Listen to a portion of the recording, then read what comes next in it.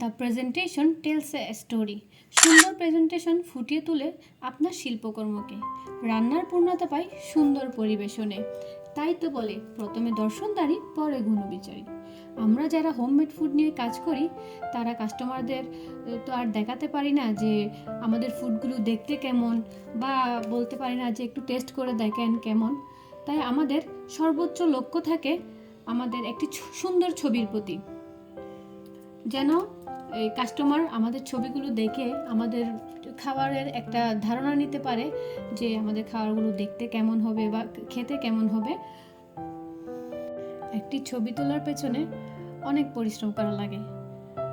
আমি আমার মতো করে একটি সুন্দর করে ছবি তোলার চেষ্টা করেছি। আপনারা চাইলে এই আইডিয়া গ্রহণ করতে পারেন। ধন্যবাদ।